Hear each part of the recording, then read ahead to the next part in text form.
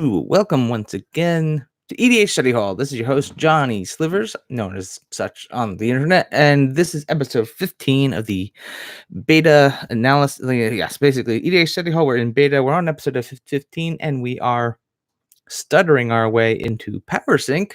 Power Sync from beta was one of the early counter spells, and Power Sync was really sweet and got a bunch of printings. I don't know if we'll ever get a printing again, but let's see. Yeah, Urza cleaned it up, and let's probably go and see Oracle text in Scryfall just to be sure. Scryf. Power Sync. God. Boom. Power Sync. There it is. All right. So Power Sync is an X counterspell. So it's X and blue for an instant speed. It reads counter target spell unless controller pays X. If the player doesn't, they tap all lands with mana abilities they control and lose all unspent mana. What? They tap all lands with mana abilities and then lose control if they don't? Is that right? Oh my god. So it's an X counterspell with a mana short built into it. Because when you look at the original, let's see, let's go to 4th edition where it's a little more, yeah. It's got this kind of word soup thing going on. That spell's caster must draw mana and pay all available mana from lands and mana pool until X is paid. He or she may also pay mana from other sources if desired. But the wording must pay is different. Counter target spell if its caster does not pay X. The wording changed. Now let's see. If you go to Urza's Saga, counter target spell unless pair pays X. If he or she does not, tap all. And then you go to Scryfall. This is Oracle text. Okay, so if they don't pay X, it's countered. They're like, fine, I'm not going to pay it. And then if they don't pay it, let's say they have enough to actually pay X, but they opt out, then it still gets countered, and then they still they tap all their lands for all their mana, and they lose it, and it's gone. They just and lose all unspent mana. That is bananas. Oh my, wow. All right, so this is a card that I didn't appreciate in the past, and I was never like 100% on, but this is interesting. It forces them to actually pay the mana. So it's a little limited in what it can do. When you get further into an EDH game, it's definitely going to have more hurdles. People are going to have more mana to actually be able to spend. But if they are, you got to explain it pretty clearly to them. But basically, they have no choice. They either pay the mana and counter your counter spell, or they don't pay the mana and they still lose the spell and they still lose their mana. So it puts them in a real tight spot. So even if they don't have the mana, they have to tap it out and it has to go away.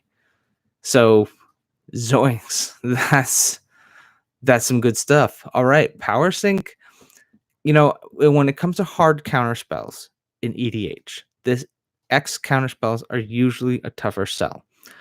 But this card the bottleneck it creates on a player's mana base is pretty substantial.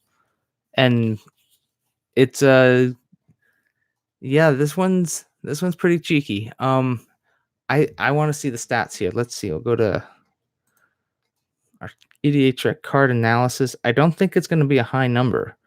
I think anybody who ever had the older version looked at that wall of text and was just kind of like, what is it? 1%. It's showing up in 856 decks. I mean, for a niche card, I guess that's okay. But I think part of the reason the numbers are so low is people don't fully understand exactly how this card is supposed to operate. And it's like the really tuned in blue players that are really looking at this and be like, okay, I've got a use for this. I know where I can apply this card. So it's going to be Power Sync is like, I've always looked at that and be like, I think there's a way to use this. I was never a really good blue player. So I never really cracked that code. So yeah, Power Sync is some good stuff. You get the OG version. That'll look good in your deck, and it's just a really cool X counter spell. Um, that could that can ruin a day. So keep that one in mind. Yeah, Power Sync, not bad. As opposed to Power Surge. Power Surge. Let's talk about Power Surge. Power Surge is 2 red mana for an enchantment. It reads during each player's upkeep. Power Surge deals to that player 1 damage for each land he or she controls that was untapped at the beginning of the turn, before the untap phase. This card had relevance when Mana Burn existed. When Mana Burn went away, this card basically lost all of its relevance, because a person without Mana Burn, somebody can keep their mana up, and then at the end of the turn before theirs, they just tap their mana out. They show up to their untap step with no untapped lands. They take no damage.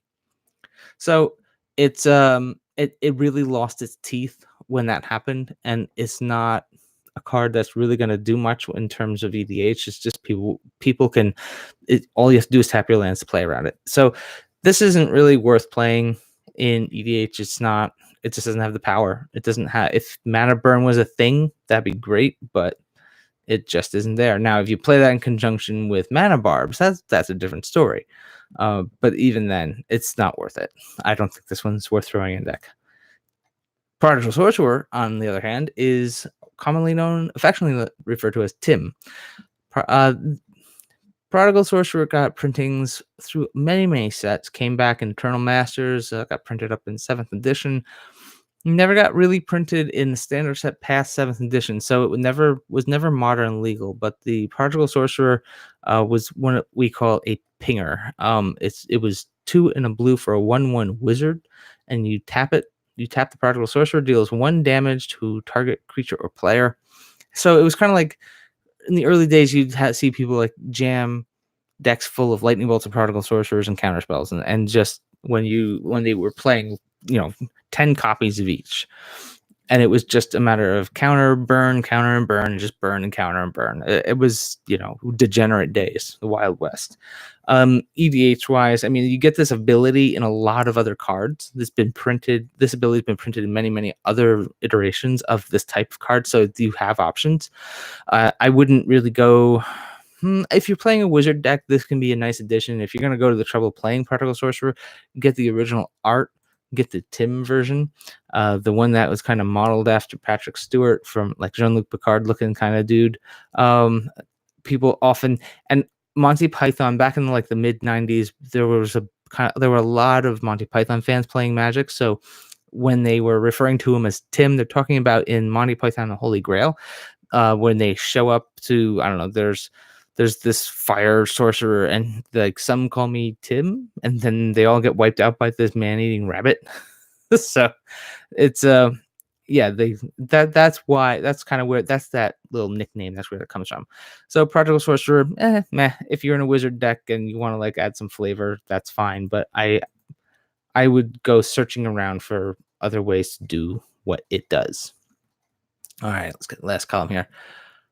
Psionic Blast. This one, interesting, came back in Time Spiral. What is it classified as? Is that an uncommon? I think it's technically an uncommon. Yeah, it's an uncommon card. They printed it up in Alpha, Beta, and Unlimited. And then Psionic Blast is 2 and a blue at instant speed. The Psionic Blast deals 4 damage to target creature or player and 2 damage to you. Burn in blue is not that bad. I mean, it's removal, and it can, I've seen it played. It has shown up in I have seen the Psionic Blast played in EDH, but I don't think it's really. It seems a little odd for blue. Direct damage, like, again, that you don't see printings of it outside of Time Spiral and the earliest editions, because direct damage was not a blue ability. They were still figuring things out in the earliest days of Magic, and this is an example of that.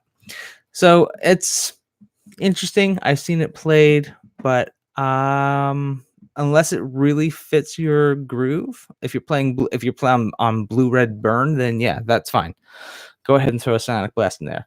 In most situations, blue's doing other things to manage the resources on the table without having to actually do damage. And I don't think it's that big of a thing. Psychic Venom. This one made it up to 5th edition. Again, that little, or 6th edition, that like it got a little further than many other cards.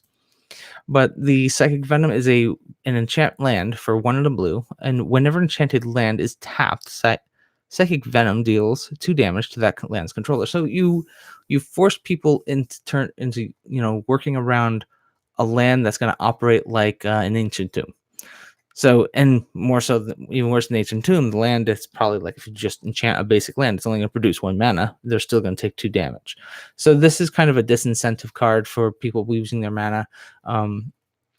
But again, like, it's one of those things, like, unless you're doing in a multiplayer game, you're only doing this to 1 player, and there are other cards that are going to kind of get that similar damage effect more efficiently.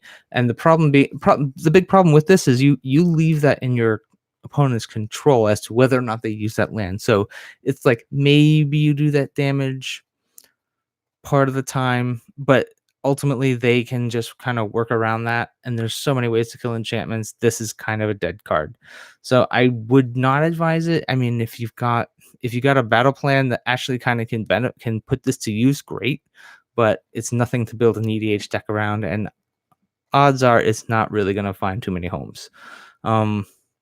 I mean, I guess no. I'm gonna say the numbers are under 200, if that. As far as decks that would be playing this card, I think it's not that strong of a card for EDH, and I would advise against it. Pure Lace, Garbage Fire, burn it with fire. This is the other lace card. There's 5 laces. This is one of them. Don't play it. Just don't play Pure Lace. Just so we're clear, it's 1 white for an instant, and you change the color of 1 card either being played or already in play to white. So, like, if it's, I don't know, if it's protection from blue, you can make it protection from white. And nope. Dumb card. There's a reason they don't print those anymore. Raging River, on the other hand, oh baby. Okay, this is a cheeky one, and man, that's a really fine print of card. I think we're going to go ahead and dig that one up and make sure we can see the Oracle text. Raging River.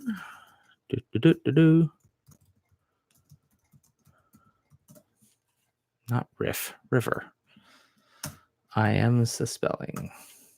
Raging River. Okay. It is an enchantment for 2 red mana. Whenever 1 or more creatures you control attack, each defending player divides all creatures without flying they control into left pile and right pile. Then, for each attacking creature you control, choose left or right. That creature can't be blocked this combat except by creatures with flying and creatures in a pile with the chosen label. So basically, there's a river dividing the entire board state, and your opponent has to decide which side they're putting their blockers on. You can basically divide their resources, and once you see where their blockers are, you can send your attackers to the correct location, left and right, to get the most optimal attack. And that way you can you force them into showing their hand with this card. This is actually really cool. When you've got this available to you in red, if you're running an aggro and you've got red, that's a really fun ability. It's a little steep for unlimited. Like, the unlimited version is going to cost you in the ballpark 140s, 150s. If your play group is fine with you going with the collector's edition, you can pull one off for a little over 20. That's good. And I think that's international. Yeah, collector's edition is going to be a little over 20. This is a really neat ability, and I wouldn't be surprised if this is on the reserve list. That would kind of suck, but I think maybe part of the reason it hadn't gotten reprinted after Unlimited was most likely that's not an ability that really fits red. That might have been why. MTG stocks. Yeah, I think that's where we see whether or not it was reserve list. Raging River. All right, Raging River. That's why reserve list. All right, so that's what's going on. Okay, so and I don't think you see the reserve list didn't happen until after Revised had been printed, and it wasn't until after the fallout from Chronicles. Now, they had cut print run on Raging River prior to that, but I guess they had decided that it was necessary to put it in. Oh God, what did that spike up to? Over $1,000 at one point back in the buyout, and it's kind of simmered down here. And that's what version is that? Oh, that must be like the alpha version. Anyway, so yeah, the Raging River is that's a pricey one. If you've got the capital to dump into something like this, if you can, I think it's a cool card to have. Let's see. Cards for not showing any trades in the last year. I'm kind of not surprised at that one. That's like this card is going to be a great way for manipulating the board state, especially if you're up against the tokens deck. Although, I mean, the only downside is you're it's not going to do anything for flyers. So unless you yourself are working with a lot of flyers or I don't know, it's just a cool ability to have in red to be able to force your opponent to show them where the blocks are going to be, and that's interesting. Like if you got this at your disposal, try it out. I think it's worth experimenting in an aggro deck. You can get some weird interactions that would, yeah, this is interesting. I would be interested to see how this goes. I'd say if you got it, play it. If you want to build like a premium deck with some like the fancy schmancy collectible cards, then play it. If you're on a budget, don't sweat it. There's other ways and other things to do this kind of stuff. Sort of the way this affects the board state is just kind of funky. But yeah, Raging River, that's a really cool card. And I think that's a good one to wrap it up on. So there it is. This is a shorter study hall because kind of did a breakdown also just a few minutes ago. So it's we're gonna go ahead and just say good day. So there it is. Thank you for joining me. I hope hope this is useful, helpful, blah blah blah. Of course, you know this is all about me. And just pointing my eyeballs at all the cards in Magic the Gathering, but I am recording it for the sake of putting on the internet and putting in the archives, so it's there if you decide you want someone to drivel on about old cards in the background. Leave a comment, like, subscribe, all that good stuff, or hit me up on Twitter at Johnny Slivers. And yeah, I'll until next time, have a great day. May your top decks be epic.